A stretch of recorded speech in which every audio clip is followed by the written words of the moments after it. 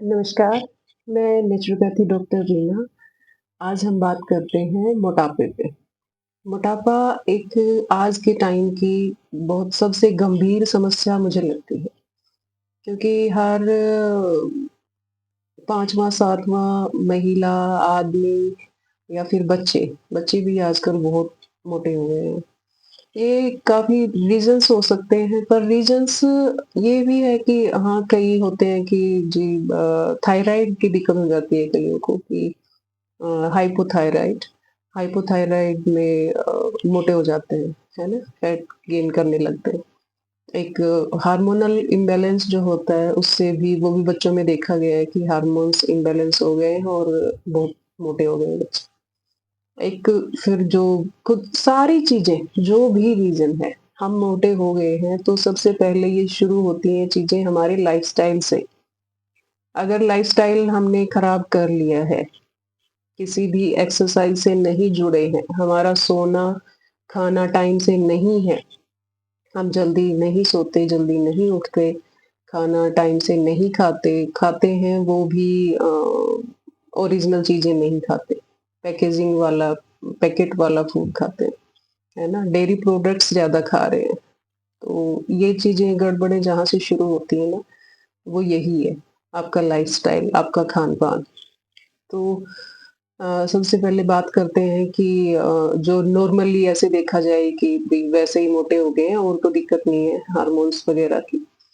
तो ये तो उसमें आप यही करेंगे, सबसे पहले तो अपना रूटीन ठीक करेंगे, है ना?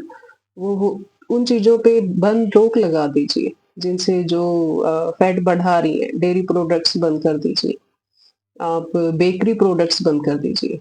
ये दोनों चीज़ें ही बंद बंद कर देते हो ना, बिल्कुल 3 टू 5 डेज़ ये इतना लगता है कि आपको असर दिखाने शुरू हो जाएगा कि भई हाँ, आप कुछ कर रहे हैं, आपका शरीर आपको बताना शुरू कर देगा। क्योंकि ये चीज़ें जब छोड़ते हैं तो बाकी बच ही क्या जाता है? बाकी तो यही बच जाता है कि अपने फ्रूट्स हो गए, वेजिटेबल्स हो गई, घर का खाना हो गया।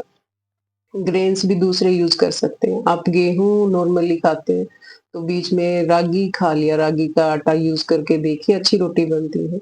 दूसरे अनाज यूज़ कर सकते हैं, ज्वार, बाजरा, रागी सभी गर्मियों में नहीं खाए जा सकते क्योंकि गर्म तासीर होती है, जैसे बाजरा गर्म होता है। पर रागी वगैरह का ये चीज़ें बीच में आप चेंज कर सकते हैं, दूसरे अनाज लेके देख सकते हैं। तो दही छाछ ले सकते हैं आप क्योंकि है तो ये पर थोड़ा-सा डाइजेशन इनका ईज़िली हो जाता है, बजाए के दूध के। दूध भी प्योर नहीं है, अब उनमें फिर हार्मोन्स चेंज क्यों हो जाते हैं बच्चों के, डिस्टर्ब क्यों हो जाते हैं? क्योंकि वो चीज़ें उनमें ही दिक्कत आती है। जो ये डेयरी प्रोडक्ट्स हैं, जो दूध हम ले रहे हैं, वो कैसे बन के आ रहा है वो भगवान ही जाने। वो तो प्योर तो कुछ नहीं है आज के टाइम में, जो पैकेट में आ रहा है, बंद आ रहा है। जो कर रहे हैं, जो हाथ से अपना काम करते हैं, जैसे गाँव में देखते हैं ना पशु रखते हैं, तो जो घर पे कर रहे हैं जिनके आँखों के आगे है सारी चीज़ें, तो वो तो कुछ हद तक ठीक है और वो भी मैं तो ये कहूँगी कि गाय का लें, गाय का दूध बेटर होता है अगर आप किसी दिक्कत में हैं, आपको कोई प्रॉब्लम हो रही है, तो दूध वो घर का तो है, पर उसमें भी आप चॉइस ये करें कि आप गाय का दूध यूज़ करें। वो इज़िली डाइजेस्ट हो जाता है, तो वो तो जिस फ़ॉर्म में आप यूज़ करेंगे आपको बेनिफिट देगा। बजाए कि भैंस वगैरह के दूध की, है ना? तो इसमें आप अपना रूटीन ठीक करें, खाना ठीक करें, एक्सरसाइज़ डेली करें, सुबह जल्दी उठें, रात का खाना तो जो जिन्होंने बहुत सारा वेट है जिनका, जो बहुत मोटे हैं, तो वो तो रात का खाना तो स्किप ही कर दें। 6 बजे के बाद कुछ नहीं खाएँ।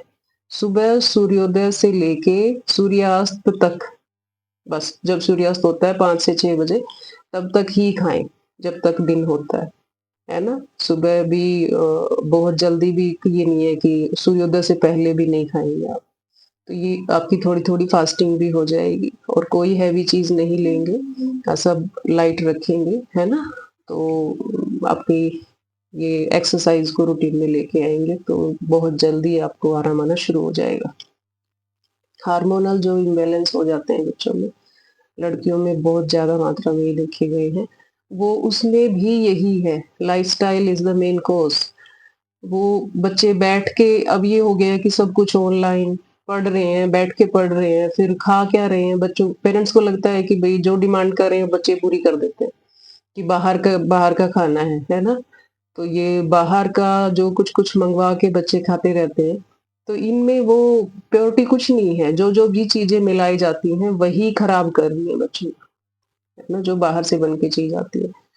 तो वो सब कंज़्यूम कर रहे हैं बच्चे, घर का खाना नहीं खा रहे हैं और मेंटली भी बच्चे डिस्टर्ब रह रहे हैं। उनको अ, बच्चे ये कर सकते हैं कि अपना सुबह उठ के थोड़ा बहुत अपने आप को मेडिटेट करें, मेडिटेशन थोड़ा बहुत कर सकते हैं और योगा एक्सरसाइजेज़ करें और कोई एक्सरसाइज़ करें आउटडोर, बाहर और कुछ नहीं तो बाहर सैर को जाएँ मॉर्निंग में। है ना? तो वो ज़रूर करें, वो बहुत ज़रूरी होता है, इनको छोड़ के, फ़ोन वग़ैरह इनको छोड़ के, थोड़ा-सा खुद के साथ बच्चे रहें। तो ये चीज़ें बहुत ज़रूरी हैं, डिब्बाबंद चीज़ें बिल्कुल बंद कर दें, डेयरी प्रोडक्ट्स बंद कर दें और एक्सरसाइज़ के रूटीन में अगर आएँगे, अपना लाइफ़स्टाइल ठीक करेंगे, तो ये चीज़ें भी बैलेंस होनी शुरू हो जाती हैं, बच्चों के हार्मोन्स वग़ैरह की जो दिक्कतें होती हैं, वो ठीक हो जाती हैं। फिर आ गया थायराइड का, थायराइड की वजह से मोटे हो जाते हैं। थायराइड ग्लैंड यहाँ पे होती है, हमारे गले में होती है, तो ये कई बार काम नहीं कर रही होती। ये चीज़ें सारी हमारे ब्रेन से चलती हैं। कई बार ये जो बहुत चिंता में रहते हैं जो लोग है ना? स्ट्रेस लेते हैं बात-बात पे, हो जाता है, घर में रहते हुए हो जाता है। ये लेडीज़ में मेनली क्योंकि ज़्यादा पाई जा रही है चीज़ थायराइड वाली। तो टेंशनें होती हैं बहुत सारी, तो ऐसा खुद के साथ ना करें क्योंकि वो थायराइड का मेन कॉज़ यही है कि आप ये टेंशन से ज़्यादा होती है ना? फिर ये ग्लैंड तभी अच्छे से काम करती है अगर आपका माइंड फ्री है चीज़ों से। अगर यहाँ बहुत कुछ भरा हुआ है, आप टेंशन में रहते हो, तो ये ग्लैंड फिर सीधा असर पड़ता है इस पे और वो अच्छे से काम नहीं करती। तो वो इम्बैलेंस हुई तो हार्मोन्स डिस्टर्ब हो जाते हैं, तो थायराइड की दिक्कत हो जाती है आपको। तो सबसे पहला काम इसमें ये है कि आप भी सुबह जल्दी उठें, है ना?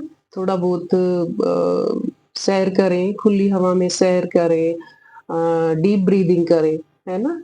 बैठ के डीप ब्रीथिंग करें, अनुलोम-विलोम, ये इस तरह के प्राणायाम करें, भ्रामरी जो आपको रिलैक्स फ़ील करवाएँ। है ना? ऐसे बैठ के अकेले में और ये चीज़ें करें।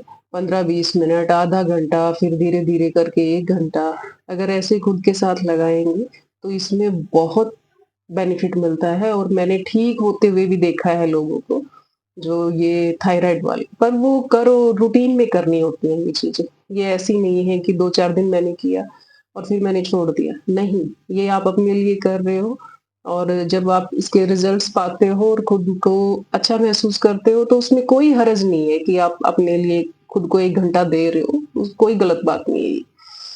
अच्छा फिर दूसरा क्या कर सकते हैं, यहाँ पे मसाज करना।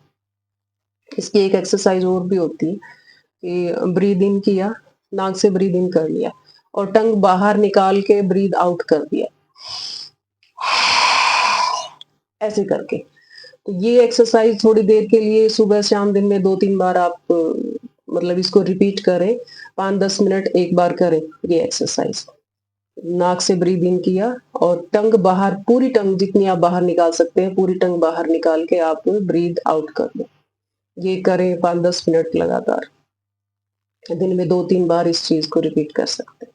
फिर उसको ऐसे रब करके ये यहाँ की एक्सरसाइज़ भी करें, ये एक्सरसाइज़ हो जाएगी। और जो भी एक्सरसाइज़ जिसमें हमारी गर्दन पीछे जाती है, यहाँ पे स्ट्रेच आता है, वो सारी एक्सरसाइज़ इसमें आराम देंगी आपको। इस ग्लैंड से हमने काम करवाना है ना? तो जो भी पीछे ऐसे स्ट्रेच करके जो एक्सरसाइज़ करते हैं, वो सारी एक्सरसाइज़ इसमें काम करेंगे। एक तो मेन तो इसका डीप ब्रीथिंग बहुत ज़रूरी है। अकेले बैठ जाएँ शांत माहौल में, खुले एरिया में, जहाँ पे खुली हवा हो और डीप ब्रीथिंग करें। लंबी गहरी श्वास लें, छोड़ें और ये रिलैक्स होके ये करते रहे थोड़ी देर, 15-20 मिनट कम से कम। ये करें, एक्सरसाइज करें इसकी गले की पूरी, और इसमें पट्टी का सहारा भी ले सकते हैं। ठंडी पट्टी ली कोई कॉटन की छोटी, और इसको डबल ट्रिपल फोल्ड किया ठंडे पानी में डिप करके, और वो थोड़ी देर गले पे रखा। वो रिलैक्स कर देगी इसको। ये ठंडा हो जाए फिर इसको ऐसे रगड़ लिया। जो चीज़ें आप इस चीज़ का ध्यान रखेंगे जब हम ठंडी पट्टी वगैरह का किसी चीज़ का यूज़ करते हैं, किसी भी बॉडी पार्ट पे, तो सिर को छोड़ के, सिर को तो ठंडा कर दिया तो ठीक है, इट्स ओके, वो हो जाता है अपने आप, उतना ज़्यादा देर ठंडा नहीं रहता। बाकी बॉडी पार्ट्स पे कहीं भी जैसे गले पे हमने लगाया, तो ठंडा हो गया, तो फिर बाद में उसको रगड़ के उसको थोड़ा गर्म भी करना होता है, उसको ऐसे ही नहीं छोड़ना होता। तो ऐसे ही पट्टी लगाई गले पे, ठंडा हो गया वो, फिर उसको ऐसे रगड़ लिया। तो 2-3 बार ये पट्टी भी लगा सकते हैं, ये भी असरदार है। नेचुरोपैथी में वैसे मिट्टी का सहारा लिया जाता है, मिट्टी से किया जाता है ये, मिट्टी की पट्टी यहाँ पे रख दी जाती है। तो सभी घर पे तो जैसे मुश्किल होता है ये करना, तो आप पट्टी से कर सकते हैं, कोई कॉटन का कपड़ा लेके वो रख के, कोई हैंकी वगैरह उससे भी कर सकते हैं। तो ये कीजिए। तो ये थायराइड में भी ये बहुत असरकारक हैं ये चीज़ें। तो आप ये करेंगे, थायराइड में भी क्या होता है कि ज़्यादा ये हैवी प्रोटीन वाली चीज़ें कम खाई जाती हैं, कम खानी चाहिए। गोभी वगैरह, राजमा वगैरह जो बाई जिसको कहते हैं, जो गैस बनाते हैं हमारे, बादी वाली चीज़ें, वो चीज़ें बंद कर दीजिए, अवॉइड कर दीजिए, बिल्कुल सिंपल फूड पे आ जाइए, और इस अपने श्वासों पे ध्यान दीजिए। डीप ब्रीथिंग ये इतना बेनिफिशियल होगा बहुत ज़्यादा, तो बैठ के डीप ब्रीथिंग की प्रैक्टिस करा कीजिए। और मोटापे को ऐसे ही छुटकारा मिल सकता है इससे, ना तो कोई है नहीं इसका उपचार। आप और कोई सहारा लेंगे, तो वो कुछ खा लेंगे, आर्टिफ़िशियल चीज़ें खा के बैठे-बैठे अगर वेट कम करना चाहेंगी, तो ये कल को आपके लिए हार्मफुल हो सकता है, और बहुत ज़्यादा वाला। ऐसा ना करें। कोई भी दिक्कत आ गई है, तो इसका मतलब आपके लाइफ़स्टाइल, आपके खान-पान, इन जिस भी चीज़ में आपने गड़बड़ करी है, उसको आपको चेंज करना ही पड़ेगा, अगर आपको नेचुरल तरीके से ठीक होना है। नहीं तो फिर कल को आप उसके बहुत दूसरे ही जो अच्छे नहीं होंगे, ऐसे परिणाम आपको भुगतने पड़ सकते हैं। तो नेचुरल तरीकों से अपने आप को ट्रीट कीजिए, है ना? सबसे पहले अपने खाने पे काम कीजिए, अपने लाइफ़स्टाइल को ठीक करिए, और अपनी साँसों से जुड़िए, डीप ब्रीथिंग का सहारा लीजिए। ये आपको माइंड माइंड से रिलैक्स कर देगा, आपकी पूरी बॉडी में ऑक्सीजन अच्छे से जाएगी, तो सभी ऑर्गन्स अच्छे से काम करेंगे, और सब ठीक हो जाएगा। धन्यवाद।